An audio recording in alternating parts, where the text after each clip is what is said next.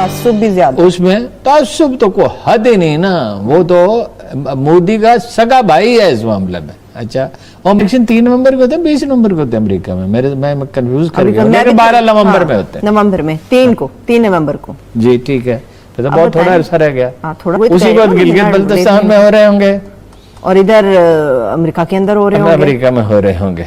ठीक है, चर्चा तो अब बात यह है इंडिया में चर्चा दोनों तरफ का होगा। अच्छा, गिलगित का, आजाद कश्मीर अच्छा का, ये वो इंडिया को तो छोड़े ना, हाँ, ट्रंप का फर्क शुरू में बहुत ज्यादा था जो बाइडन से, ठीक है। आप देख रहे हैं कि नहीं, खास वक्त पे आके जब हम समझते थे कि क्या स्टेबल हो जाएगा और जो बाइडन जो है इसमें थोड़ी सी मजीद कमी होगी, 6-7% था, अब रह गया 1%। इसका मतलब ट्रंप आगे जा रहा है? ट्रंप सिर्फ 1% पीछे है। हाँ। लेकिन जिस स्पीड से आपने अगर रेस में घोड़े दौड़ते हुए देखे हों, ये हमने भी टीवी पे ही देखे हैं, एक दफा वैसे गए थे रेस कोर्स देखने के लिए, तो एक घोड़ा ऐसा होता है कि जो सबसे अगले वाले घोड़े से जिसका फासला कम होता चला जाता है। अच्छा। और जब बिल्कुल करीब पहुंच के वो उससे आगे निकलने का उसका इम्कान पैदा हो जाता है। इम्कान की बात हम कर रहे हैं। क्या किया ट्रंप ने?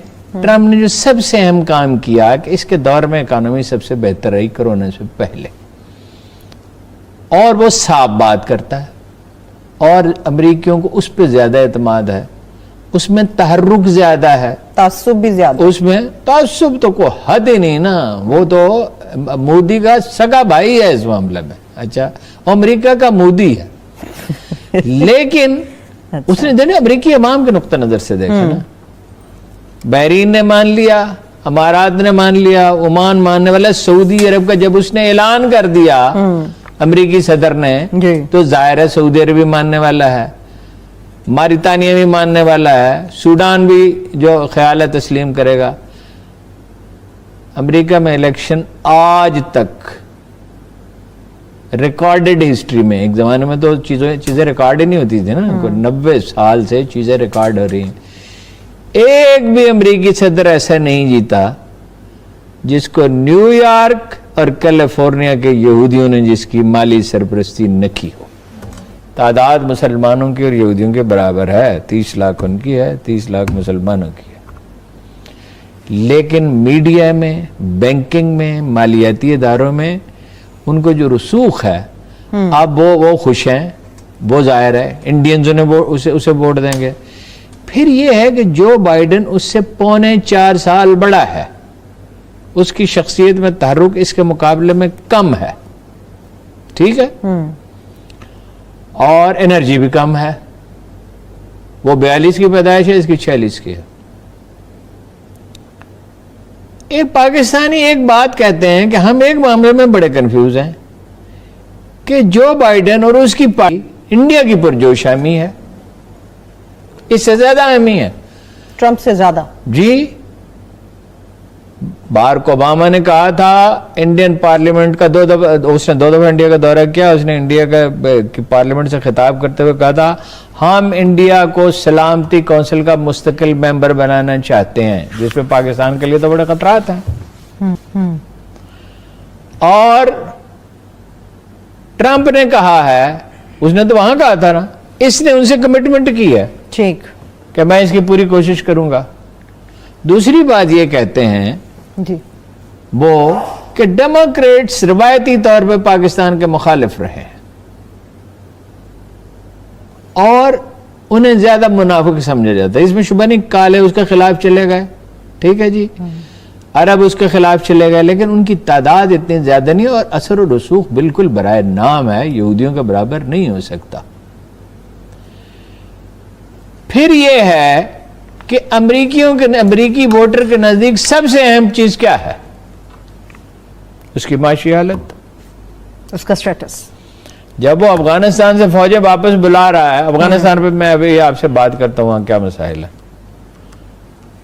जब वो अफगानिस्तान से फौजें वापस बुला रहा है तो इसका मतलब है कम से कम 40-50 बिलियन डॉलर की बचत, 1000 बिलियन डॉलर तो वो खर्च कर चुके हैं। 40-50 बिलियन डॉलर अमेरिका के नुक्ता नजर से भी बहुत बड़ी रकम है।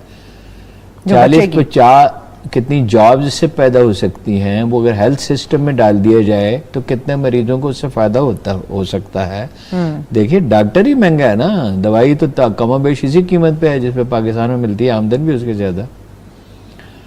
تو چونکہ اس کا معاشی مسئلہ ہی اہم ہے امریکی ایک عام شہری کا، امریکی شہری پاکستان وغیرہ کے برعکس آپ کو حیرت ہوگی انٹرنیشنل پالیٹکس کے میں قطعاً کوئی دلچسپی کو خاص نہیں رکھتے. اچھا وہ اپنی موومنٹ اٹھا رہا ہے، الیکشن کمپین اٹھا رہا ہے چین کے خلاف. اس نے کہا ہے کہ چین امریکہ کے لیے سب سے بڑا خطرہ ہے. اچھا جب سوویت یونین سے ان کی سر جنگ تھی تو یورپ ان کے ساتھ کھڑا تھا. اب اس میں تھوڑی سی پیچیدگی ان کی طرف میں اشارہ کروں. یورپ ان کے ساتھ کھڑا تھا اس لیے کہ یورپ میں بھی سوشلسٹ پارٹیاں تھیں جن کی مدد کرتا تھا سوویت یونین. اب جنگ جو ہے وہ یورپ میں مغرب میں نہیں لڑی جائے گی، اب جنگ جو ہوگی جب بھی ہوگی وہ ایشیا میں لڑی جائے گی. اب ان کا واسطہ چین سے ہے. روس کی اکانومی بہت چھوٹی تھی اس چین کے مقابلے میں جو آج ہے. اس کی آبادی بھی اس کا چوتھائی حصہ تھی. اس نے اگرچہ اپنا ایٹمی ہتھیار تو بنا لیے تھے مگر اس کے پاس اس طرح کی موٹیویٹڈ آرمی نہیں تھی. پھر اس میں لسانی تنوع بہت زیادہ تھا، بے شمار اقوام تھی، کتنی 10-12 ریاستیں آزاد ہو گئیں، مطلب اس میں بہت سی زبانیں بولی جاتی تھی.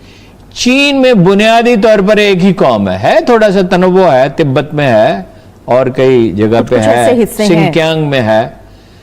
ایسے ہو ڈسپلن بہت زیادہ ہیں، ڈسپلن تو ہے، ٹف ان سے زیادہ ہیں.